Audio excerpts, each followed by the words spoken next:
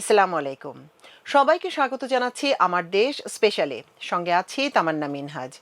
আজ আমাদের অনুষ্ঠানে যিনি অতিথি হয়ে এসেছেন তাকে বাংলাদেশের সবাই চেনেন। তিনি সামাজিক যোগাযোগ মাধ্যম থেকে শুরু করে টেলিভিশনের খুবই পরিচিত মুখ। বাংলাদেশের সমসাময়িক রাজনীতির অন্যতম সাহসী চেহারা তিনি। আমাদের সবার প্রিয় আমার বাংলাদেশ পার্টির general secretary barrister Asaduzzaman Fuad. আসসালামু আলাইকুম ফুয়াদ ভাই, আমাদের অনুষ্ঠানে আপনাকে স্বাগত জানাচ্ছি।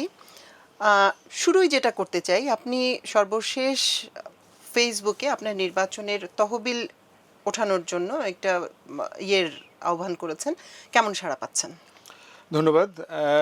আমার জায়গা থেকে অবশ্যই এটা মানে মানে এখানে সারার অথবা পরিমাণটা সবাই জানতে চায় যে কেমনটা পেলেন। আমার কাছে আসলে এটা হচ্ছে যে দোয়া, ভালোবাসা।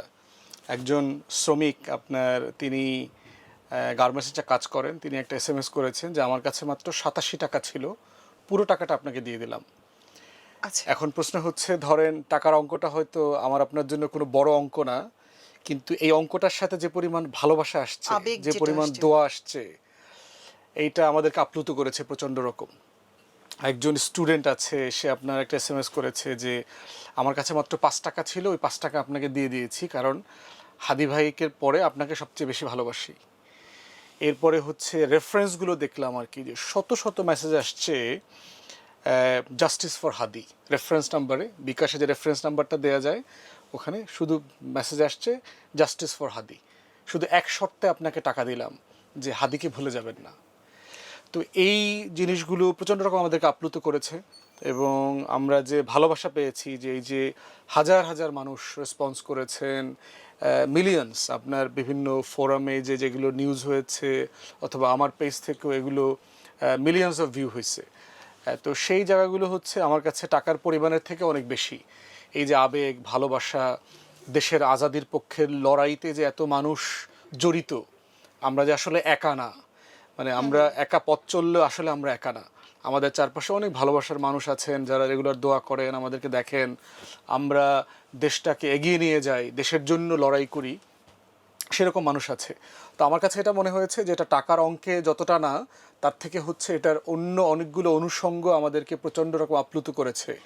এবং একটা জনরাজনীতির যে আকাঙ্ক্ষা, একটা শরীফ ওসমান হাদির স্বপ্নগুলো, ইনসাফ, আজাদির লড়াইটা চালিয়ে নিয়ে যাওয়া, এই আকাঙ্ক্ষাগুলো এখানে বেশি ফুটে উঠেছে। এর পাশাপাশি যে আবার নেগেটিভ জায়গা ছিল না তাও না, এখানে প্রচুর গালাগালি আসছে, যারা গালাগালি করার মতো মানুষ, প্রচুর গালাগালি করার ব্যাপারও আসছে এখানে। অঙ্কের পরিমাণটা আমি গতকালকের আপডেট আসলে নিতে পারিনি আমার অ্যাডমিনের কাছ থেকে। আমি শুধু 24 ঘন্টা পরে একটা আপডেট দিয়েছিলাম। আমার ধারণা এটা 25 ক্রস করে ফেলছে। 25 লাখ ক্রস করে ফেলেছে এত অল্প সময়ের মধ্যে, কারণ আপনার প্রায় 48 ঘন্টার আপডেট আপনার কাছে নাই। 48 ঘন্টার আপডেট আমার কাছে এখন এই মুহূর্তে নাই আর কি। হ্যাঁ, দেখলাম 5 তারিখের এবং আমার ওই যে আপনার যেটা হয়েছে যে আমার ঘন্টা খানিকের ভিতরে আমার বিকাশ ক্রস মানে ক্র্যাশ করেছে, কারণ যে 5 লাখ টাকার একটা লিমিট আছে বিকাশে, এই জন্য ওই 1.5 ঘন্টা পরে দেশের থেকে আর কেউ বিকাশে টাকা পাঠাতে পারে নাই। তো বিকাশে তো ট্রানজ্যাকশনটা আসলে বেশি হয়। তো আমাকে অনেকেই বলেছিল যে আমার নাকি আসলে 3-4টা বিকাশ নাম্বার দেবার কথা দরকার ছিল আর কি। আচ্ছা, আমার আসলে ধারণা ছিল না যে মানুষজন এই লেভেলে টাকা পয়সা দিবে। আমি ধারণা করেছি হয়তো লাখ পাঁচেক টাকা উঠতে পারে, তো এটা বিকাশেই হয়তো হয়ে যাবে আর কি, এরকম আর কি। আমরা আসলে তাসনিম জারার ক্ষেত্রেও দেখেছি যে খুব অল্প সময়ের মধ্যে ঠিক যেই মানসিকতার কথা আপনি বললেন, আজাদির কথা, পরিস্থিতির কথা, জুলাই বিপ্লব সব মিলায় মানুষের মধ্যে এই আকাঙ্ক্ষাটা প্রবল যে এই স্পিরিটটা যে কোনোভাবে হোক, বলবান হোক, জিয়ে থাক। হাদির কথা আপনি বলছিলেন, আমি ভাবছিলাম হাদির প্রসঙ্গে আরো পরে আসব।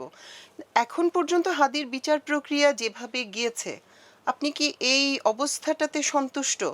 মানে গতকালকেও আমরা দেখলাম যে ডিবি একটা প্রেস কনফারেন্স করেছে, বলছে ফয়সাল দুবাইয়ে যায়নি, ভারতেই আছেন, এবং মানুষের মধ্যে হাদির ব্যাপারে এক ধরনের কনসার্ন তৈরি হয়েছে। আমি গতকালকে থেকে দেখছি যে হাদি হারিয়ে না যাক এই জন্য সবাই পোস্ট করছে, এবং পোস্টে রিকোয়েস্ট করা হচ্ছে যে রিয়্যাক্ট করে যান। মানুষের মধ্যে একটা উদ্বেগ আছে যে হাদি হত্যার বিচার হবে না। একটা প্রক্রিয়া তো চলছে, রাষ্ট্রের একটা প্রক্রিয়া চলছে। আপনার কি মনে হয় রাষ্ট্রের প্রক্রিয়াটা যথেষ্ট নাকি? আমরা একটা বিষয় হচ্ছে ওভারঅল বাংলাদেশের রাষ্ট্রের উপরে বিচারহীনতার ব্যাপারে আমরা এত বেশি অভ্যস্ত হয়ে গেছি এত বছর থেকে, আমরা ধরেই নিয়েছি এখানে কোনো কিছুর বিচার পাওয়া যায় না। এখানে যাও বিচার হয়, বিচারটা আদায় করে নিতে হয়, বিচারটা টাকা দিয়ে কিনতে হয়, বিচারটার জন্য আন্দোলন করতে হয়, রাস্তা ব্লক করতে হয়, শাহবাগে বসতে হয়, রাত কাটাতে হয়। এটার মধ্যে তো ভুলও কিছু নেই। এই দুদিন আগে আমরা সুরভির ঘটনাটা দেখলাম, তাকে যেভাবে অ্যারেস্ট করা হলো, হেনস্থা করা হলো, রিমান্ডে পর্যন্ত নিয়ে নেওয়া হলো। তো মানুষের মধ্যে এই তত্ত্বাবধায়ক সরকারের আমলেও ওই ভীতিটা আসা কি অস্বাভাবিক? নিঃসন্দেহে মানে এইটা রাষ্ট্রকে যদি কাছ থেকে যারা বুঝবেন তারা আসলে আশ্চর্য হবার কিছু নাই। আমি আশ্চর্য হইনি, কারণ শুধু অন্তর্বর্তীকালীন সরকারের প্রফেসর ইউনূস এবং ৮-১০ জন মানুষ তো রাষ্ট্রটা চালায় না, তার ক্ষমতার অনেকগুলো ভরকেন্দ্র আছে। এই ভরকেন্দ্রের প্রত্যেকটা জায়গায় কি আসলে আজাদির পক্ষের মানুষরা কাজ করেন, অবশ্যই না, ইনসাফের পরিবর্তন পক্ষের তো মানুষরা হয়। কাজ করেন, না এখনো ফ্যাসিবাদের দোসররা বসে আছেন?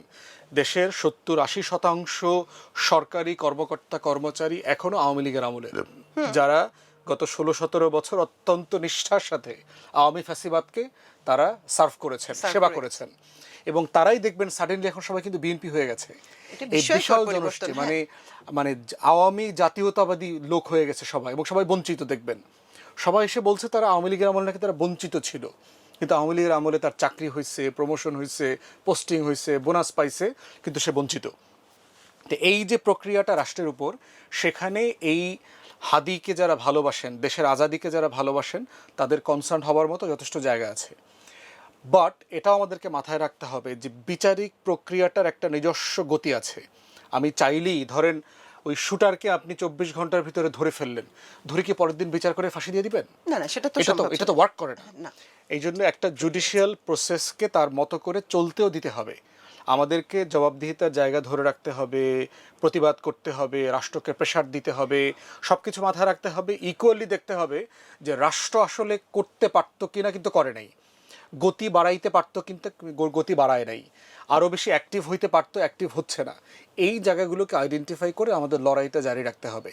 এবং দেখবেন যে শুটার দেশেই আছে, শুটার পালিয়ে গেছে, ইতিমধ্যে পালিয়ে গেছে, যেন সার্চ বন্ধ করে দেওয়া হয়, এরকম দেখবেন যে অনেকগুলো ন্যারেটিভ বিল্ডিংয়ের চেষ্টা করা হয়েছে হাদি শুট মানে গুলিবিদ্ধ হওয়ার পরে। পরপরই, হ্যাঁ। এবং এটা করে যেটা করা হয়েছে যে শুটারের অবস্থানটাকে নিয়ে একটা গ্লেম প্ল্যান ছিল যে আসলে সার্চ বন্ধ হয়ে যাক, ও আচ্ছা দেশ ছেড়ে তো পালিয়ে গেছে, তো আমরা দেশে এখন আর না খুঁজি, গিভেন যে হয়তো সে দেশেই রয়ে গেছে, এখনও দেশেই পালিয়ে আছে। তো এই বিষয়গুলোতে দিন শেষে আমাদের প্রতিবাদ কন্টিনিউ করতে হবে, রাষ্ট্রের উপরে ভরসাও করতে হবে, সমালোচনাও করতে হবে, দুইটা করতে হবে। কোনোটাই আপনি ঝুঁকে যেতে পারবেন না, কারণ দিন শেষে আমি আপনি বিচার চাই, কিন্তু আমি আপনি তো গ্রেফতার করতে পারবো না। না। যারা শাহবাগে বসছে, দিন শেষে তাকে ডিএমপি পুলিশের উপরে কিন্তু ভরসা করতে হচ্ছে, তাকে গোয়েন্দা সংস্থার উপরে ভরসা করতে হচ্ছে, কারণ দিন শেষে তাকে আবার বিচারিক প্রক্রিয়ার উপরে ভরসা করতে হবে। তাই প্রশ্ন করতে হবে, ভরসাও করতে হবে। এটাই হচ্ছে নাগরিক হবার, রাষ্ট্র নির্মাণ করবার একটা লড়াই। আচ্ছা, এবার একেবারে এখনকার একটা প্রসঙ্গে আসি। তারেক রহমানের সাথে বিএনপির ভারপ্রাপ্ত চেয়ারম্যান, তার সাথে আপনি ২-৩ দিন আগেই কথা বলেছেন, এবং তার ফেরাটা বিএনপির জন্য ২৫ তারিখে তিনি যেভাবে ফিরলেন, একটা রাজনীতিতে একটা বড় ধরনের আলোড়ন তৈরি হয়েছে। এবং দেখা যাচ্ছে আমাদের মিডিয়া এবং সামগ্রিক অবস্থা, একটু আগেই আপনি বলছিলেন যে রাতারাতি পরিবর্তন হয়ে যায়। তো সব কিছু একেবারে মানে পুরো ঝোলটা যেন তারেক রহমানের দিকে ঢেলে দেওয়া হয়েছে, এরকম একটা পরিস্থিতি হয়েছে। তারেক রহমানের সাথে কথা বলে আপনার কেমন লেগেছে? আর সামগ্রিক পরিস্থিতিতে অবশ্যই বলবো, কিন্তু এটুকু আগে শুনি। সার্টেনলি এটা আমার ফার্স্ট ভিজিট। আমি পার্সোনালি তারেক রহমানের সাথে কখনো আমার দেখা হয়নি, তো সুযোগও ছিল না। সুযোগও ছিল না। মানে অনেকে ধরেন লন্ডনে গিয়েও দেখা করেছে রয়েছে বিভিন্ন রাজনৈতিক দলের নেতারা, আমাদের ওই সুযোগ হয়নি কখনো। This A first visit. তো আমরা তাকে অত্যন্ত ওয়ার্ম পেয়েছি, খুবই ভদ্র, অমায়িক, বিনয়ী, যেটা আমাদেরকে বলতেই হবে যে জিয়া পরিবারের একটা কমন গুণ আছে আপনার আচার ব্যবহারের ব্যাপারে। শহীদ জিয়া বলেন, বেগম জিয়া বলেন, এবং অন্যান্য যারা সদস্যরা আছেন, তারা সবাই বেশ মার্জিত, যেটা শেখ পরিবারের থেকে আপনার একটা মানে একটা ভিন্ন জায়গা, পার্থক্যের জায়গা। এবং দেখবেন যে বেগম জিয়াও খুবই ক্রিটিক্যাল টাইমেও দেখবেন কোনো স্ল্যাং ব্যবহার করা, রাগ করে কথা বলা, বাজে কথা বলা, হেয় করে কথা বলা, গালাগালি করা, উনি কখনো কোনোদিন এই কাজগুলো করেন নাই। এবং তারেক রহমানের ভিতরেও এই সফটনেস, বিনয়ের সাথে কথা বলা, ভদ্র আচরণ করা, এগুলোর প্রত্যেকটা আমরা পেয়েছি। উনি অত্যন্ত অমায়িক ছিলেন এবং খুবই রিসেপটিভ। উনি ধরেন, আমরা তো ওখানে মেনলি ওনার মায়ের মৃত্যুর কারণে আমরা জাস্ট কার্টেসি ভিজিট করতে গেছি, যে শোক জানাতে আর কি। বাট উনি আমাদেরকে 1 ঘন্টার উপর সময় দিয়েছেন। আমরা দেশ, রাষ্ট্র, সমাজ, যে ফ্যাসিবাদ আমরা দেখেছি গত 16-17 বছর থেকে, এর ভিতর থেকে যে আমাদেরকে বেরিয়ে আসবার যে লড়াই, এবং এই লড়াইটা শুধু সরকারি দল করলে চলবে না, বিরোধী গণ অভ্যুত্থানের পক্ষের দলগুলোকেও করতে হবে। আগামী দিনের বাংলাদেশের এই যে গণ অভ্যুত্থানের লড়াইটা, এই লড়াইটা একটা কালেকটিভ লড়াই, এবং আমাদের জায়গা থেকে আমরা এটা অ্যাসিওর করেছি যে আমরা এই গণতান্ত্রিক লড়াইতে, জুলাইয়ের পক্ষের লড়াইতে আমাদের যে ভূমিকা ছিল এটা চলমান থাকবে। আপনারা ক্ষমতায় আসলেও আমরা জুলাইকে সামনে রেখে, রাষ্ট্রকে সামনে রেখে সমালোচনা করা, যে কনস্ট্রাকটিভ ক্রিটিসিজমের যে জায়গা, যে পলিসি ইস্যুতে সমালোচনা করা, আপনার কাজের সমালোচনা করা, অ্যাকশনের সমালোচনা করা, সেগুলো কিন্তু আমরা চালিয়ে যাব। এবং এটাকে উনি ওয়েলকাম করেছেন এবং যে বলেছেন যে আমরা যেহেতু লম্বা সময়, উনিও আমরা সবাই লম্বা সময় লন্ডনে ছিলাম, তো উনি এটা রেফার করে বলেছেন, দেখেন আমরা ওয়েস্টমিনিস্টার স্টাইলেই এই পার্লামেন্টটা দেখতে চাই, যে বাইরে ভিতরে সবাই মিলে আমরা এই গণতান্ত্রিক লড়াইটা চালিয়ে যাব। আমার যে পলিসি আপনার ভালো লাগবে না, আপনি সমালোচনা করবেন, আপনি আপনার যুক্তি তুলে ধরবেন। তো এই যে রিসিভ করার জায়গাটা, যে একটা বিরোধী দলের সমালোচনাকে রিসিভ করা, পলিসি সমালোচনাটাকে রিসিভ করা, এবং আমরা নিজেরাও ওখানে অনেকগুলো বিষয় নিয়ে কথা বলেছি। ঢাকা শহরকে কিভাবে বাসযোগ্য করা যায়, পরিবেশ নিয়ে কথা বলেছি। আমাদের গ্রিন স্পেস নাই, বাচ্চাদের খেলার মাঠ নাই, লেখাপড়ার মান নষ্ট হয়ে গেছে, বেকারত্বের ব্যাপারে কথা বলেছি। তো অনেকগুলো রাষ্ট্রীয় ইস্যু নিয়ে আমরা কথা বলেছি, স্বাভাবিক কনসার্ন যে বিষয়গুলো নিয়ে আছে। এবং দেখলাম যে উনি আমাদের সবগুলো ইস্যুর সাথে একমত হয়েছেন, ওনার আইডিয়া শেয়ার করেছেন, এবং প্রত্যেকটা জায়গায় দেখেছি যে আমরা ফিউচারে দেশের পক্ষে একসাথে কাজ করবার স্পেস আছে। এবং অনেকগুলো বিষয় আমরা দেখলাম যে বাহির থেকে যে তার রাজনৈতিক দলের নেতাকর্মীদের যে তোষামোদি দেখবেন, বেশি বাড়াবাড়ি, জুতা টেনে ধরা, পা ধরে সালাম করা, উনি কিন্তু এগুলো প্রচণ্ড অপছন্দ করেন। ওনার একটা বক্তব্য দেখবেন, একটা ক্লিপও আসছে, এই যে ব্যক্তির নামে স্লোগান দেওয়া, তারেক রহমান জিন্দাবাদ জিন্দাবাদ, উনি নিজেও দেখলাম এই স্তুতিগুলো কিন্তু পছন্দ করেন না। এবং বিএনপি নেতাকর্মীদেরও কিন্তু এটা বোঝা উচিত যে সাধারণ মানুষও কিন্তু এই ব্যক্তিকেন্দ্রিক স্লোগানগুলো এখন আর পছন্দ করছে না, গ্রহণই করে না, তারা গ্রহণ করে না। এবং দেখলাম তারেক রহমানের মধ্যেও এই ফিলিংসটা আসছে, স্তুতি, তারপরে বাড়াবাড়ি রকমের সিকিউরিটি, বাড়াবাড়ি রকমের প্রোটোকল, এগুলো কিন্তু উনি পছন্দ করেন না। এবং উনি বলছেন যে আমি নিজেও নিষেধ করছি, কিন্তু এটা আসলে মেনটেন করা হচ্ছে না। তাকে যে বাড়াবাড়ি রকমের প্রোটোকল দিয়ে জনবিচ্ছিন্ন করে ফেলা হচ্ছে, এটা নিয়ে কিন্তু উনি কনসার্ন। কারণ এটা তো দিন শেষে একজন পলিটিশিয়ানের লাইফ না, তাকে তো একটা কানেক্টিভিটি থাকতে হবে, কানেকশনের জায়গা থাকতে হবে, ওনাকে তো তৈরি করতে হবে, কারণ ওনার গ্যাপটা প্রচুর। এক্স্যাক্টলি। এবং এটা নিয়ে উনি কনসার্ন, এটা উনি বুঝতে পারছেন যে এই বাড়াবাড়ি রকমের প্রোটোকল, এই বাড়াবাড়ি রকমের জিন্দাবাদের স্লোগান, স্তুতি, এইটা দিন শেষে এই প্রজন্ম আর নেবে না, নিতে পারছে না। অতএব সেই ডিসকানেক্টেড জায়গাটা উনি কনসাস, উনি সচেতন এই ব্যাপারটাতে। এখন কিভাবে উনি ওনার পার্টিতে এটা ডিল করবেন, এটা একান্তই ওনার ব্যাপার। তবে আমরা যেটা বোধ করছি মিটিং থেকে, যে এবি পার্টি যেটা বারবার আমরা বলেছি যে সমস্যা সমাধানের রাজনীতি, ইস্যু ভিত্তিক রাজনীতি, জাতীয় ইস্যু, জনমানুষের কষ্ট দুঃখ ভোগান্তিকে ডিল করবার, অ্যাড্রেস করবার যে পলিটিক্সটা হওয়া দরকার, উনি এই পলিটিক্সটা ওনার নিজেরও আইডিয়া। তো সেখানে আমাদের যথেষ্ট মিলের জায়গা আছে। হয়তো পলিসি ডিফারেন্স থাকবে, উনি যেটা বলবেন এর সাথে হয়তো আমি দ্বিমত করবো, আমি আমার জায়গা থেকে কথা বলবো, এটা গণতন্ত্রের জায়গা আর কি। তো সব মিলিয়ে আমাদের কাছে মনে হয়েছে যে একটা দলের নেতা হিসেবে যে ধরনের অ্যাটিটিউড থাকা দরকার সেটা ওনার মধ্যে আছে। এবং আমরা দেখতে চাই যে আগামী দিনগুলোতে, আগামী মাসে যদি বিএনপি সরকার গঠন করে, সেক্ষেত্রে ওনারা কিভাবে এগুলোকে অ্যাড্রেস করেন। এবং আমরাও বিরোধী দলের জায়গা থেকে, সংসদে থাকি বা বাইরে থাকি, আমরা আমাদের জায়গা থেকে আমাদের সেই জাতীয় রোলটা প্লে করবো ইনশাআল্লাহ। আপনি জুলাই বিপ্লবের কথা বলছিলেন, ওই স্পিরিটটাকে ধরে রাখার কথা বলছিলেন, যে এটা অব্যাহত থাকবে। এটার আসলে পরিকল্পনা কি? আপনারা কিভাবে এটাকে অব্যাহত রেখে এগিয়ে যেতে চান? আমরা নানান ধরনের প্রচার এরই মধ্যে দেখতে পাচ্ছি, এটা অস্বীকার করার কোনো কারণ নেই। বাংলাদেশে এখন আসলে মিডিয়ার মধ্যে, সোশ্যাল মিডিয়া, ফেসবুক বা ইনস্টাগ্রাম যতটা শক্তিশালী রোল প্লে করছে, অন্যান্য জায়গা থেকে আসলে ন্যারেটিভ তৈরি করে খাওয়ানো ইদানিং একটু কঠিন। কিন্তু ফেসবুকে প্রচণ্ডভাবে একটা বিরোধী মনোভাব প্রতিটা ক্ষেত্রে, হাদি হত্যার ক্ষেত্রে বা নির্দিষ্ট কিছু মিডিয়ায় আগুন দেওয়ার ক্ষেত্রে, সব কিছু নিয়ে যে এইভাবে একটা নেগেটিভ একটা পরিবেশ তৈরি করা হচ্ছে, এই অংশটার বিরুদ্ধে যুদ্ধ করে আপনারা এগোনোর কথা ভাবছেন কি করে? আপনাদের আসলে গেম প্ল্যানটা কি করতে চান? না, দেখেন, মূল বিষয়টা হচ্ছে যে একটা জুলাই আগস্ট একটা ঐতিহাসিক ঘটনা, এবং বাংলাদেশের ইতিহাস শুধু না, আমাদের পুরো ভারতবর্ষের ইতিহাসের ভিতরে দেখবেন হেন কোনো ইভেন্ট নাই গত 100 বছরের ভিতরে ঘটেছে যেটা এই লেভেলে ডকুমেন্টেড, যেটার এই পরিমাণ ভিডিওগ্রাফি আছে, ফুটেজ আছে, মানে মানুষের ফোনে লক্ষ লক্ষ ফুটেজ আছে, লক্ষ লক্ষ, মানে আপনি একটা মানে ভারতের দেখলাম যে আপনার ফেসবুকের মেটা থেকে হাদির অনেকগুলো ভিডিও তারা মানে ইয়ে করে ফেলছে, উঠায় নিচ্ছে, উঠে নিচ্ছে, এটা পাওয়া হয়েছে তো। যাচ্ছে না। হ্যাঁ তারা এটা করছে, তারা ওই যে খালিস্তান মুভমেন্টের সাথে শিখ সেপারেটিস্ট মুভমেন্টের হ্যাঁ, সাথে হ্যাঁ। একাকার করে তাকে রাষ্ট্রদ্রোহী, সন্ত্রাসী, ভারত বিরোধী ট্যাগ দিয়ে দিয়ে এই কাজগুলো করছে। এখন এইটা সফল হবে না, সফল হবে না কেন? কারণ এই ভিডিওগুলো ইতিমধ্যে কারো না কারো ফোনে ডাউনলোড করা আছে। অবশ্যই সে আছে। দিন শেষে এটা আবার আপলোড করবে, সে আবার শেয়ার করবে, আবার যখন আপনার হাদির প্রশ্ন আসবে আবার দেখবেন লক্ষ লক্ষ ভিডিও আপলোড হয়েছে। কারণ এইটা এত বেশি আমাদের তরুণ সত্তাকে টাচ করেছে। বাংলাদেশের ইতিহাসে শহীদ জিয়ার মৃত্যুর পরে সম্ভবত কোনো ঘটনা সাধারণ মানুষকে এত পরিমাণ টাচ করে নাই না, যেটা ওসমান হাদির শাহাদাতকে করেছে। এবং এইটা এমন একটা জেনারেশনকে টাচ করেছে যাদেরকে আমরা ফার্মের মুরগি বলতাম, ঘরে বসে মোবাইল টিপে, কোনো কাজের না। আপনার ছেলে মেয়েদেরকে হয়তো আপনি দেখবেন একই রকম, কিন্তু সাডেনলি দেখবেন সবাই ওসমান হাদি হয়ে গেছে। সাডেনলি দেখবেন আমি একজনকে চিনি, প্রচুর গাড়ি ফ্রিক, মোটরসাইকেল চেঞ্জ করে, মোটরসাইকেল কেনে, গাড়ির শপ, গাড়ির শোরুম, এইটা সেটা এগুলো নিয়ে থাকে। সাডেনলি জানাজার দিন সে তার গাড়ির ফ্রন্ট, খুব এক্সপেন্সিভ গাড়ি চালায়, ফ্রন্টে ওসমান হাদির এমব্লেম এঁকে দিয়েছে এবং একটা পতাকা, জাতীয় পতাকা নিয়ে সে জানাজায় গেছে। তাহলে ওসমান হাদি যে জেনারেশনকে ইনফ্লুয়েন্স করে গেছে, সাডেনলি আপনি ফেসবুক থেকে তার ভিডিও উঠায় নেবেন, তাকে দুইটা গালি দিবেন, তার নামে শাহবাগ চত্বরের নামটা পরিবর্তনের দাবি উঠছে কিন্তু মানছেন না, এগুলো করে এইটা আপনি সমাধান করতে পারবেন না।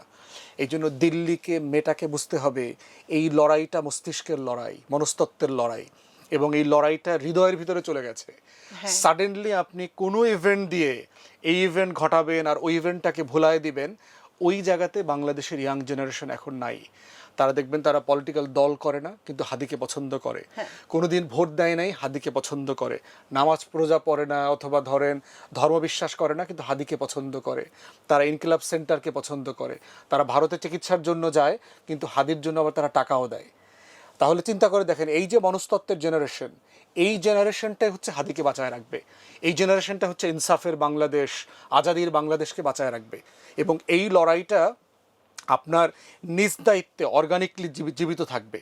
কারণ বাংলাদেশের জীবদ্দশায়, স্বাধীন বাংলাদেশের স্বাধীনতার জন্য, আজাদির জন্য জীবন দিয়েছে শরীফ ওসমান হাদি, হচ্ছে তার সবচেয়ে বড় ফেস, আবরার ফাহাদ হচ্ছে তার সবচেয়ে বড় ফেস। অতএব এই দুইটা জায়গাতে আমার কাছে মনে হয়েছে এটা বাঁচানোর জন্য আপনাকে এক্সট্রা কিছু করতে হবে না।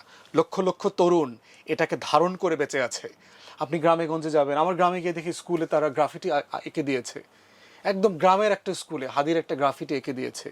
ও তো পলিটিক্স করে না, তাহলে ওকে কে ইনফ্লুয়েন্স করলো, কে বলে দিয়েছে? কেউ বলে নাই, ও বাংলাদেশকে ধারণ করেছে সাডেনলি। এবং এর বাইরে আমরা যেটা করছি দেখেন যে মাহমুদ ভাই দায়িত্ব নিয়েছেন ইনকিলাব সেন্টারের, এটাকে একটা প্রপার কালচারাল সেন্টার আকারে ডেভেলপ করা, তার অ্যাক্টিভিটিস ডেভেলপ করা, এটার জন্য কাজ চলছে। ইনকিলাব সেন্টারের যারা দায়িত্বশীল আছেন তারা সাডেনলিতে একটা শকের মধ্যে আছে। আমরা আশা করছি আগামী 2-3 মাস পরে, নির্বাচনের পরে, এটাকে ঘিরে একটা বড় ধরনের প্ল্যান করা যাবে। বাংলাদেশ সরকারের সংস্কৃতি মন্ত্রণালয় যারা আছে এবং সরকার সবাই মিলে কি অনেকগুলো আপনার ডকুমেন্টারি করার প্রস্তুতি নিচ্ছে, অনেক নাটক, গান, সিনেমা তৈরি হচ্ছে হাদিকে দিয়ে বিভিন্ন ভাষায়, দেশের বাইরেও হাদিকে নিয়ে মুভি করার, টেলিফিল্ম করবার আলোচনা চলছে। এবং আমরা এটাই চাই যে এই কালচারাল ফাইটটা আমাদের তরুণ প্রজন্ম কবিতা, গানে, নাটকে, আপনি দেখবেন অসাধারণ গান হয়েছে হাদিকে নিয়ে। এবং মানে আপনি আশ্চর্য হবেন, আমরা গানের গায়ককে চিনি না, মিউজিশিয়ানকে চিনি না, গানটা কে লিখেছে চিনি না, কিন্তু হাদিকে নিয়ে গান লিখে ফেলেছে, মিলিয়নস ভিউ হচ্ছে এবং ভাইরাল হয়ে গেছে। অতএব এই জেনারেশনটা ইনফ্যাক্ট হাদিকে বাঁচায় রাখবে। আমার আপনার নতুন করে আবার কিছু বলতে হবে না, বরং যে সকল রাজনৈতিক দল এবং ফিগার হাদিকে ধারণ করবে না তারা রাজনীতি থেকে নিষ্ক্রিয় হয়ে যাবে, অপ্রাসঙ্গিক হয়ে যাবে। কারণ এটাই হাদির জেনারেশন, এটাই হচ্ছে গণ অভ্যুত্থানের জেনারেশন, যারা আবরার ফাহাদকে ধারণ করে। এই রাজনীতিটা যদি আমরা বুঝতে না পারি, এই মনস্তত্ত্ব যদি বুঝতে না পারি, তাহলে আগামী দিনেতে রাজনীতিতে কেউ টিকে থাকতে পারবে না। অতএব এটাই হচ্ছে আগামী দিনের রাজনীতি এবং এটাকে ধারণ করি আমাদেরকে এগিয়ে যেতে হবে। আমি জোট প্রসঙ্গে একটু আসতে চাই। আপনি জামাতের 11 দলীয় জোটে যোগ দিয়েছেন, আপনাদের এবি পার্টি। এই জোটের এখন পর্যন্ত প্রার্থী তালিকা প্রকাশিত হয় নাই। জোট হয়ে গেল আরও বেশ কিছুদিন আগে, আপনারা যদিও মূল ঘোষণার 2-3 দিন পরেই যোগ দিয়েছেন। প্রার্থী তালিকার আসলে কি অবস্থা? আপনি ইতিমধ্যে মনোনয়নপত্র সংগ্রহ করেছেন ইয়ে থেকে, বরিশাল ৩ আপনার আসন, বাবুগঞ্জ, মুলাদি। আসলে আমরা এই জোটের কাছ থেকে প্রার্থী তালিকা পাচ্ছি কবে? কারণ এক্সাক্ট একটা চিত্র চোখের সামনে আসে। এখন আমরা 11 দল দেখছি, চরমোনাই পীর সাহেবের যে দল সেটাকে দেখছি, এনসিপি আছে, আপনারা আছেন, জামাত তো আছেই। কিন্তু সামগ্রিক চিত্রটা কিরকম হবে? আপনি কিরকম আশা করেন? দেখেন, এটা তো আমরা তো এখানে যারা আছে অনেকে এটাকে জোট বলেন না, এটা একটা ভোটের সমঝোতা। আচ্ছা, এবং হ্যাঁ, ওনাদের একটা 8 দলীয় জোট ছিল, হ্যাঁ, শুরুতে যারা ছিল। এক সময় আপনার যুগপৎ আন্দোলন করেছে 5 দফা দাবিতে। আমরা এবং এনসিপি খুব সম্প্রতি গত 1-2 সপ্তাহের ভিতরে আমরা আসলে এই ভোটের সমঝোতা অথবা আসনের সমঝোতাতে ঢুকেছি। এবং আপনি জোটের যে রাজনীতি আছে এটা অনেক কমপ্লিকেটেড আসলে। অনেকগুলো দলকে নিয়ে এই নেগোসিয়েশন করতে হচ্ছে এবং এই নেগোসিয়েশনটা প্রায় শেষ পর্যায়ে আর কি। তো আমরা আশা করছি হয়তো 2-4 দিন, 5 দিন অথবা সপ্তাহখানেকের ভিতরে 19 তারিখ পর্যন্ত একটা ডেডলাইন আছে মনোনয়ন প্রত্যাহার করা, টিকে থাকা। তো এই সময়ের মধ্যে মোটামুটি আমরা আশা করছি যে একটা সমঝোতাটা ফাইনাল হয়ে যাবে। এটা প্রায় শেষ দিকে আর কি। আলোচনা চলছে দলগুলোর ভিতরেও, কারা কোথায় ছাড় দিবে, কোথায় চূড়ান্ত হবে সেই জায়গাটা তারা। আর জামাত এবং ইসলামী আন্দোলন বাংলাদেশ যেহেতু এগুলোতে বড় দল, এটা নেতৃত্ব তারা দিচ্ছে। এনসিপি এবং এবি পার্টি তার জায়গা থেকে নেগোশিয়েট করছে। তো এটা মোটামুটি শেষ পর্যায়ে। আপনাদের জামাত জোটে যোগ দেওয়ার সিদ্ধান্তটা এলো কেন? এগুলি তো আর তাৎক্ষণিক বিষয় না, অনেক প্রক্রিয়ার মধ্যে দিয়ে আসে। সিদ্ধান্ত হচ্ছে যে আপনার মানে বিএনপি আওয়ামী লীগের রাজনীতির যে একটা ভারসাম্যের জায়গা ছিল কাছাকাছি দলের সাইজ মোতাবেক, সেখানে আওয়ামী লীগ না থাকার কারণে যেটা হয়েছে, রাজনৈতিক যে ভারসাম্যটা সেটা ধরেন 80-20 চলে গেছে, হ্যাঁ, অবশ্যই। Suddenly overnight. তো সেই জায়গাতে আপনার যদি একটা গণতান্ত্রিক ভারসাম্য তৈরি করতে হয়, সেখানে জামাত বলেন, ইসলামী আন্দোলন বাংলাদেশ বলেন, দল আকারে তারা অনেক বড় এবং সংগঠিত, কিন্তু সেটা বিএনপির সাইজের না, না, অবশ্যই কাছাকাছি সাইজেও না। ধরেন জামাত এখন পর্যন্ত এমপি হয়েছে বিভিন্ন সময়ে 60টা আসনে, সব মিলিয়ে, সব মিলিয়ে তার 79 সাল থেকে শুরু করে এখন পর্যন্ত সর্বোচ্চ বোধহয় 30 বা 32। 18। এক সংসদে সর্বোচ্চ আসন পেয়েছে সে 18টা। ইসলামী আন্দোলন বাংলাদেশের এখনো কোনো সংসদীয় আসন হয় নাই।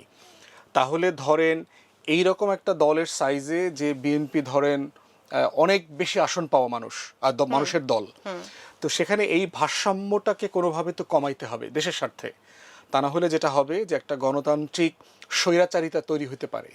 তো সেখান থেকে আমরা বোধ করেছি যে একটা সংসদে একটা ভারসাম্যপূর্ণ বিরোধী দলের জন্য হইলেও একটা জোট দরকার, যারা বিএনপি যদি সরকার গঠন করে সেখানে জবাবদিহিতাটা তৈরি করা, স্বচ্ছতাটা তৈরি করা, তাকে পার্লামেন্টে এবং বাহিরে প্রশ্ন করতে পারাটা, সেই শক্তি সঞ্চার করাটার জন্যই আসলে এরকম একটা অ্যালায়েন্স জরুরি ছিল, অ্যাটলিস্ট ভোটের ক্ষেত্রে, যেন বিএনপি স্বৈরাচার না হয়ে যায়। কারণ বিএনপি যদি ল্যান্ডস্লাইডে ক্ষমতায় যায়, এটা দেশের জন্য ক্ষতি, বিএনপির জন্য ক্ষতি।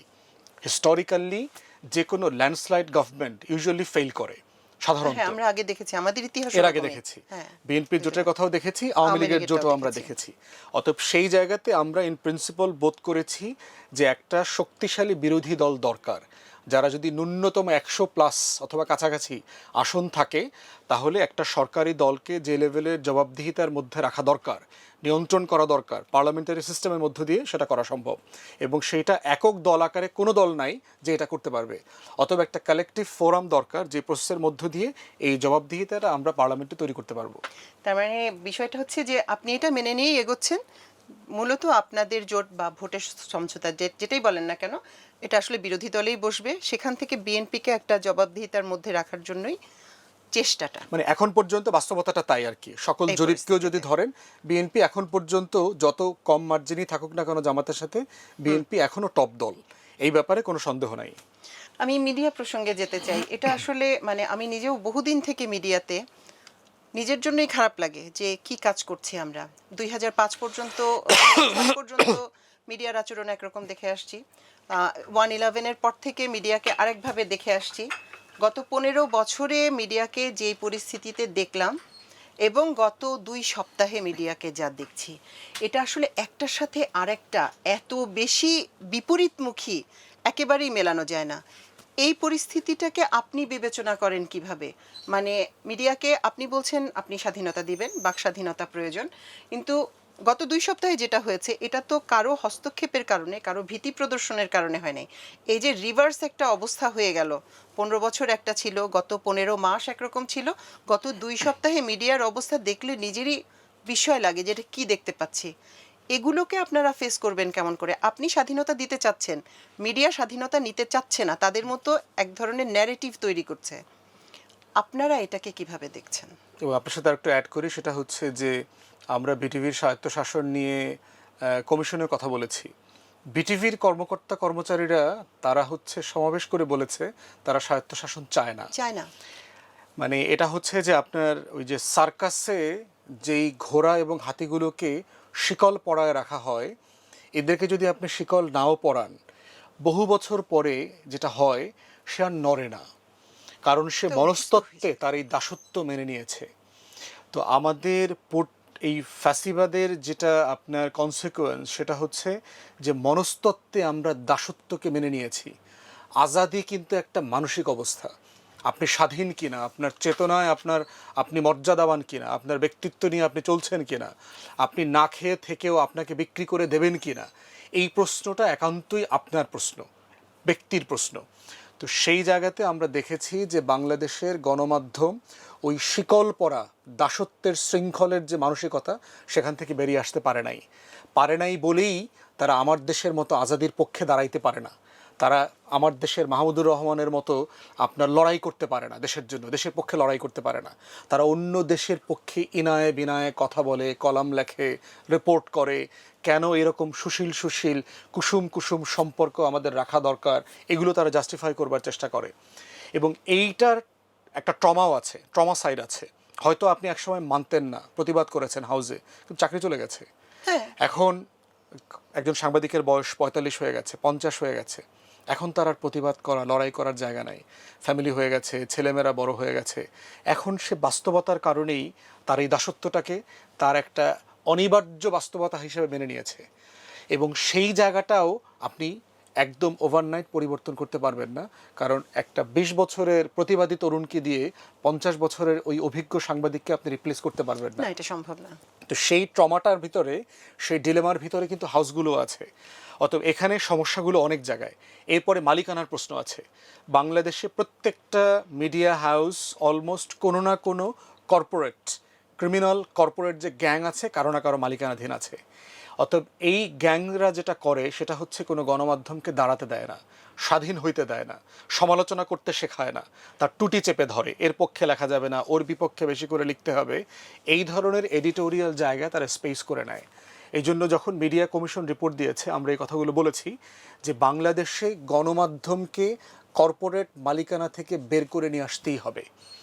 কোনো কোম্পানি 2%, 5%-এর বেশি মালিকানা থাকতে পারবে না। মালিকানা আপনি পাবলিক মার্কেটে, শেয়ার মার্কেটে বিক্রি করে দেবেন, জনগণের মালিকানায় দিয়ে দিতে হবে প্রত্যেকটা পত্রিকা, প্রত্যেকটা গণমাধ্যম। তখন যেটা হবে, একটা পাবলিক অ্যাকাউন্টেবিলিটি ক্রিয়েট হবে এবং এর ভিতরে একটা ট্রাস্ট করবেন, পলিসি ডেভেলপ করতে হবে। মিডিয়া প্রয়োজনে কমিশন আছে আমাদের, যেগুলো এই কমিশনগুলোকে আরও বেশি এম্পাওয়ার করতে হবে। বেতন কাঠামো তৈরি করতে হবে আমাদের সাংবাদিকরা প্রত্যেকটা হাউসে, সে প্রিন্ট মিডিয়া হোক, ইলেকট্রনিক মিডিয়া হোক, তাদের যে বেতন কাঠামো, আপনার ওয়েজ বোর্ড হয়েছে প্রায় ৮-১০ বছর হয়ে গেছে, কোনো কার্যকর হচ্ছে না। কেয়ারটেকার ইন্টারিমের সময় আমরা বারবার দাবি করেছি যে সাংবাদিক ভাই বোনদের জন্য নতুন করে একটা ওয়েজ বোর্ড করেন, ইনফ্লেশন, রিয়েলিটি, বাস্তবতাকে বিবেচনায় নিয়ে তাদের স্যালারি, বেতনগুলোকে অ্যাডজাস্ট করেন। আপনি একটা সাংবাদিককে ৮,০০০ টাকা, ১০,০০০ টাকা, ১২,০০০ টাকা বেতন দেবেন আর আশা করবেন সে পেশাদারিত্বের সাথে রিপোর্ট করবে, সে ওই দল, সেই দল, তমুক কোম্পানি থেকে টাকা নেবে না, সে বুম বিক্রি করবে না, এটা হতে পারে না। অতএব এই ডিগনিফাইড রিফর্ম এই জায়গাটাতে খুব জরুরি। দেখেন, টেলিভিশনের জন্য ডিশওয়ালাদের কাছে কিন্তু আমরা টাকা দিই। তা আমরা ডিশের কোম্পানিকে যদি মাসে ৩০০ টাকা, ৫০০ টাকা দেই, রাষ্ট্র একটা আইন করে দিতে পারে যে ওইখান থেকে ১০০ টাকা আমরা টেলিভিশনের জন্য কেটে রাখবো। তাহলে আপনি চিন্তা করেন, আমাদের ৪০টা ৫০টা টেলিভিশন আছে, আমরা হিসাব করে আমাদেরকে বলা হয়েছে যে পরিমাণ টাকা আসবে ডিশ ইউজারদের কাছ থেকে, তা দিয়ে প্রত্যেকটা টিভিকে আপনি ৪ কোটি ৫ কোটি টাকা দিতে পারবেন। এবং অলমোস্ট কোনো টিভিরই এক্সিস্টিং খরচ ২ কোটি ২.৫ কোটির বেশি না। তাহলে আপনি একটা ভালো স্যালারি দিতে পারবেন, ডিগনিফাইড স্যালারি দিতে পারবেন, পেনশন দিতে পারবেন, প্রভিডেন্ট ফান্ড দিতে পারবেন, তাকে ইন্স্যুরেন্স দিতে পারবেন, হেলথ ইন্স্যুরেন্স। তাহলে এই কাঠামোতে এনে তাকে একটা সম্মান মর্যাদার জায়গায় রাখতে হবে এবং তাকে জনগণের কাছে জবাবদিহিতার একটা জায়গা তৈরি করতে হবে। আমাদের সংসদ নাই, পার্লামেন্টারি যদি আপনার একটা স্ট্যান্ডিং কমিটি থাকতো মিডিয়ার উপরে, তা সে কিন্তু এই জবাবদিহিতাগুলো নিতে পারতো। তো কোনো ফর্মেই রাষ্ট্র জবাবদিহিতার কোনো কাঠামো কাজ করছে না। তো শুধু মিডিয়া না, আমার মনে হয় যে মানে রাষ্ট্রের প্রত্যেকটা প্রতিষ্ঠানের জন্যই এই ওভারহলিংগুলো দরকার। সামনে আমরা নির্বাচনের দিকে যাচ্ছি, প্রশ্ন হচ্ছে দুরকম। একটা হচ্ছে আপনি কতটা আশাবাদী নির্বাচন হচ্ছে, দ্বিতীয়ত আপনার নিজের যে আসন বরিশাল ৩, এটা থেকে আপনি সাড়া পাচ্ছেন কেমন, মানুষের স্বতঃস্ফূর্ততা নির্বাচন নিয়ে, রাজনীতি নিয়ে এবং আপনাকে নিয়ে কেমন দেখছেন? দেখেন, নির্বাচন তো একটা জটিল ইকুয়েশনের ব্যাপার আছে। এখানে যেহেতু আমি 10 দলীয় জোটের থেকে প্রার্থীতা চূড়ান্ত করা হয়েছে, বাট যেটা হয়েছে যে এখন এটা দুইমুখী কম্পিটিশনে চলে গেছে। আমার বিএনপির প্রতিদ্বন্দ্বী আছে সেখানে, সুপ্রিম কোর্টের সিনিয়র আইনজীবী জয়নাল আবদিন স্যার, উনি ওখানে বিএনপির প্রার্থী। তো আমি গত 6-8 মাস থেকে অ্যাক্টিভলি ক্যাম্পেইন করছি এলাকাগুলোতে চষে বেরিয়েছি, বিভিন্ন জনগণের বিভিন্ন দুঃখ কষ্ট বোঝার চেষ্টা করেছি, ভোগান্তি, এবং আমার ফোকাস ছিল প্রত্যেকটা ইউনিয়ন এবং এলাকা ধরে ওই এলাকার সমস্যাটা কি। কোথাও সমস্যা হচ্ছে নদী ভাঙা, কোথাও সমস্যা হচ্ছে যে আপনার টিউবওয়েল নাই, কোথাও সমস্যা হচ্ছে আপনার দুস্থ মানুষ, চাল ডাল দরকার, কম্বল দরকার, টিন দরকার, এই ধরনের বেসিক প্রবলেম আছে। কোথাও হচ্ছে কমিউনিকেশনের প্রবলেম দরকার, পাকা রাস্তা দরকার, কাঁচা ইট ফালানো দরকার, ব্রিজ দরকার, কালভার্ট দরকার। তো সেই কাজগুলো নিয়ে আমি কাজ করেছি অ্যাক্টিভলি। আমি আমার জায়গা থেকে যতটুকু ক্যাম্পেইন করা দরকার আপনার সেতু, কালভার্ট, রাস্তার জন্য, ব্রিজের জন্য, ভাঙার পরে কুয়াকাটা পর্যন্ত 6 লেনের রাস্তা করা, এই কাজগুলো আমরা এই অন্তর্বর্তীকালীন সরকারের থেকে আমরা পাশও করিয়েছি। তো তারপরে হচ্ছে বিভিন্ন ধর্মীয় উপাসনালয়, শিক্ষা প্রতিষ্ঠানে সংস্কারের জন্য বরাদ্দ নেওয়া, সেগুলো আমি কাজ করেছি যেখানে যতটুকু করা সম্ভব। এবং এটাতে যেটা হয়েছে যে আমাদের যে নতুন রাজনীতিটা আছে, মানে সমস্যা সমাধানের রাজনীতি, ভোগান্তি দূর করবার রাজনীতি, দুঃখ কষ্ট দূর করবার রাজনীতি, এই জায়গাটা জনগণ খুব পজিটিভলি নিয়েছে। এবং আমরা চাচ্ছি এটাকেই একটা ন্যাশনাল পলিটিক্সের ভিত্তি বানানো। তাহলে যেটা হবে, রাজনীতিবিদরা জনমুখী পলিসি নিয়ে কাজ করতে বাধ্য হবে। তো আমরা বাবুগঞ্জ মূলাদিতে যেটা দেখছি যে এটা জনগণ ওয়েলকাম করছে এবং জনগণ এটাকে পজিটিভলি নিয়েছে। এখন আমাদের বাকি চ্যালেঞ্জ হচ্ছে এই যে বিশাল ভোটার এবং ভক্ত শ্রেণী আছেন, তাদেরকে নির্বাচন পর্যন্ত নিরাপদে ভোট কেন্দ্রে নেয়া এবং ভোট দিতে দেয়া। আমাদের পক্ষ থেকে আমরা চ্যালেঞ্জ নির্বাচন কমিশনকে জানিয়েছি যে আইন শৃঙ্খলার ব্যাপারে আমরা সিরিয়াসলি কনসার্ন। প্রশাসন কোনো না কোনো ফর্মে বিএনপির দিকে ঝুঁকে গেছে। তারা ধরে নিচ্ছে যে বিএনপি ক্ষমতায় আসছে, অতএব বিএনপির কাউকে দুষ্টামি করলেও গ্রেফতার করা যাবে না। অথচ তারেক রহমান বলছেন আমার দলের লোকরাও কেউ ফৌজদারি অপরাধ করলে তাকে গ্রেফতার করবেন। তো তারেক রহমান বলছে গ্রেফতার করতে, কিন্তু প্রশাসন অ্যাবসলিউটলি নীরব। এবং এই নীরবতার মধ্য দিয়ে তারা বিএনপিকে খুশি করবার থেকে আসলে তারা বিএনপির ক্ষতি করছে। তারা বিএনপিকে জনগণের কাছে সন্ত্রাসী চাঁদাবাজদের দল হিসাবে তুলে ধরবার জন্য স্পেস করে দিচ্ছে। অতএব টেকনিক্যালি এই জায়গাটাও কিন্তু বিএনপির সিনিয়র লিডারশিপকে অ্যাড্রেস করতে হবে। এবং আপনি হয়তো দেখেছেন যে ওখানে একটা সেতু উদ্বোধনকে কেন্দ্র করে বিএনপির একটা ক্ষুদ্র অংশ, ক্রিমিনাল অংশটা আমার উপর আক্রমণ করেছে। তো বাজেভাবে করেছে এটা। অতএব সেই জায়গাগুলো কিন্তু এলাকাবাসী ভালোভাবে নেয় নাই, প্রচণ্ড রকমভাবে মানে ওই রাজনৈতিক দল তারা সমালোচিত হয়েছে। অতএব সেই জায়গাতে আমরা নির্বাচন কমিশনকে বারবার বলেছি যে এই যে প্রশাসনিক বায়াসনেস, এইটাকে আপনাদের অ্যাড্রেস করা দরকার। এবং ভোটারদের এবং প্রার্থীদের নিরাপত্তা, আমরা বিভিন্ন জায়গা থেকে শুনতে পাচ্ছি যে অস্ত্র কেনা হচ্ছে, রামদা অর্ডার দেওয়া হচ্ছে, তারপর রাতের বেলা ইটের ভাটায় চরের ভিতরে বিভিন্ন জায়গায় আপনার মানে বোমা বানানো হচ্ছে, সেগুলো প্র্যাকটিস করা হচ্ছে, শুটিং প্র্যাকটিস করা হচ্ছে, সর্বহারা আন্ডারগ্রাউন্ডের লোকদেরকে ভাড়া করা হচ্ছে। এইগুলোকে যদি অ্যাড্রেস না করা যায় তাহলে নির্বাচনটা কিন্তু ভালো হবে না, খুবই ভায়োলেন্ট হবে। এবং যেহেতু রাষ্ট্রের উপরে আস্থাহীনতা তৈরি হচ্ছে, রাজনৈতিক দল কিন্তু আইন নিজের হাতে তুলে নেবে তখন, স্বাভাবিক। এইটা একটা মানে রেগুলার রিয়াকশন। অতএব আমরা চাইব রাষ্ট্র, সরকার, অন্তর্বর্তীকালীন সরকার এবং নির্বাচন কমিশন সবাই মিলে এইটাকে সিরিয়াসলি অ্যাড্রেস করা এবং একটা ভালো নির্বাচন তুলে নিয়ে আসা। এটা খুবই জরুরি একটা জিনিস। আর বিশেষ করে যেটা বললেন যে প্রশাসন বিএনপির ক্ষতি করছে, সবচেয়ে বড় ক্ষতিগ্রস্ত তো তারাই হচ্ছে। ইমেজটা মানে কারেক্ট, ইতিমধ্যেই আসলে অনেকখানি ড্যামেজ হয়ে গেছে বিএনপির ইমেজ। আমি শেষ প্রশ্নটা করব, সেটা হচ্ছে খালেদা জিয়া মারা গেলেন, বিএনপির চেয়ারপারসন।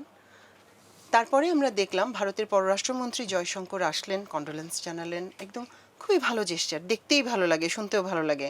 মনে হলো যে কোথায় যেন তারা একটা আন্ডারস্ট্যান্ডিংয়ের চেষ্টায় আছে ভারত। তারপরে আমরা ক্রিকেটার মোস্তাফিজের ইস্যুটা দেখলাম যে তাকে আইপিএল থেকে রীতিমতো আন্দোলন করে বের করে দিল, বলা হলো যে তা ভারত তা কোনোভাবেই তাকে নিরাপত্তা দিতে পারছে না। আমরা যখন বললাম যে তাহলে আমরা টিমও পাঠাবো না টি-20 বিশ্বকাপে, তখন আবার ভারত বলল তোমরা যদি টিম না পাঠাও তোমাদের পয়েন্ট কাটা যাবে। এই হচ্ছে পরিস্থিতি। ভারত আসলে আমাদেরকে বার্তা কি দিতে চাচ্ছে? কারণ একবার তারা খুবই ভালো একটা জেস্চার দেখালো, জয়শঙ্করের আশা তো অবশ্যই সব দিক থেকে।